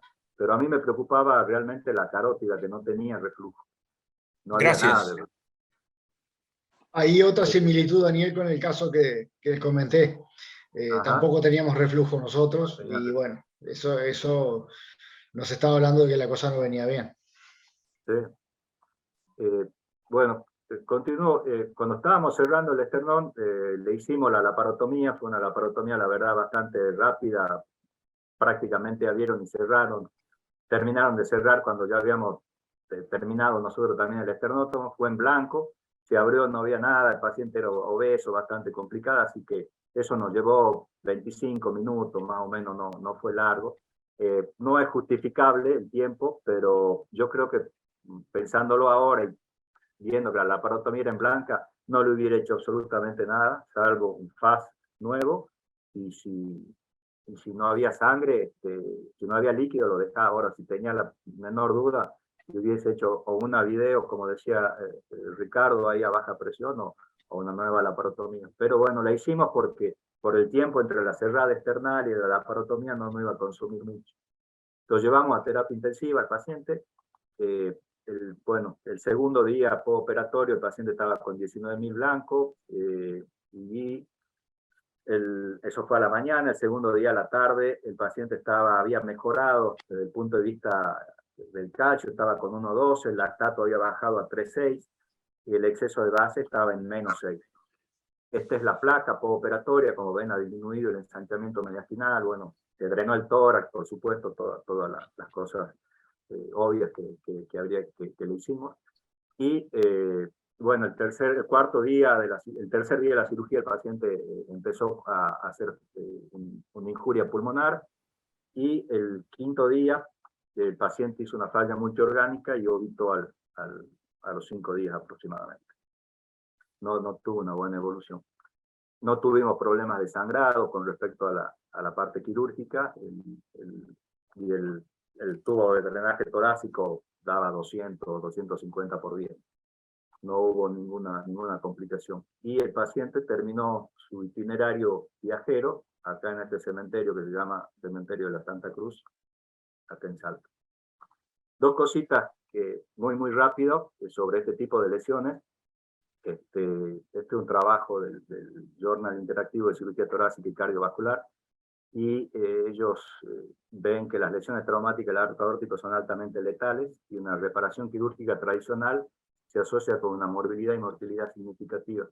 Y un factor pronóstico para esta morbilidad y mortalidad es el déficit neurológico previo que tiene el paciente. Es posible que se requieran complementos como cirugía extracorpórea parcial o total o paro circulatorio con hipotermia profunda para lograr la estabilidad y permitir una reparación quirúrgica. Este es otro artículo también Esto es un trabajo entre 1995 y 2016 con 6 casos de lesiones similares, y de estos 6 casos, 2 requirieron circulación extracorpórea con perfusión cerebral, y a los 18 meses todos los pacientes estaban vivos, incluido uno que había quedado con una ceguera cortical. Este otro trabajo, pero ya de trauma cerrado, esto es un trabajo de 11.000 autopsias en 20 años, en donde encontraron 251 víctimas por lesiones a este nivel. Y de estas 251, el 86% eran lesiones contusas. Ellos concluyen que todas las víctimas de trauma penetrante en este tipo de lesión fallecieron antes de llegar al hospital, mientras que el 5% de las víctimas de trauma contuso ingresaron con vida. Parece ser que las lesiones contusas, diferentes a las penetrantes, tienen mejores posibilidades de llegar con vida al hospital.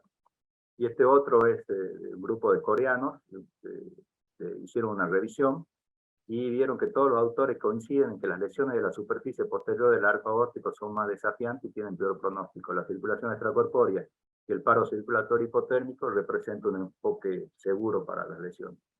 Y bueno, como conclusión, bueno, estas son cirugías no de trauma, sino cirugías de disecciones aórticas, donde reimplantamos los troncos supraórticos. Esto se hace bajo circulación extracorpórea y con parada circulatoria, por supuesto, que bueno, una cirugía en ese contexto, todo parado, con el corazón parado y sin sangrado, es bastante sencilla, entre comillas.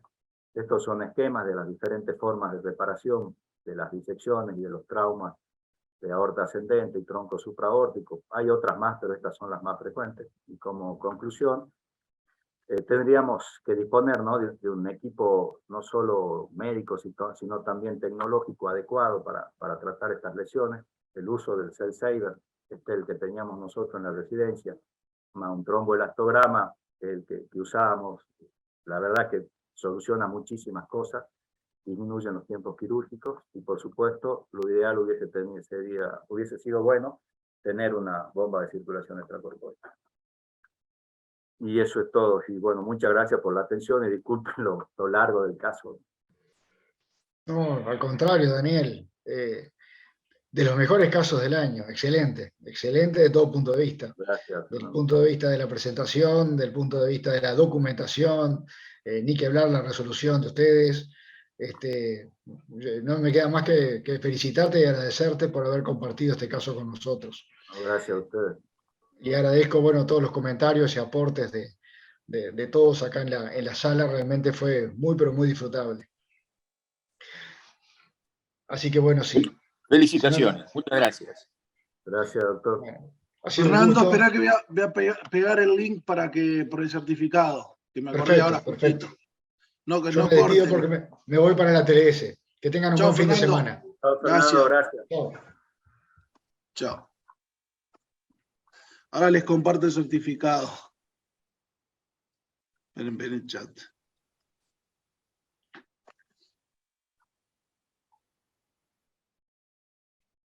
Bueno, saludos a todos. Muchas Chau, gracias. chau, que Daniel. estén bien. Chao, Muchas Pablo, gracias. gracias a todos. Buen Gracias. fin de semana. Gracias. Chao, Chau, chau. chao. Que pasen bien, Ahí está. abrazo.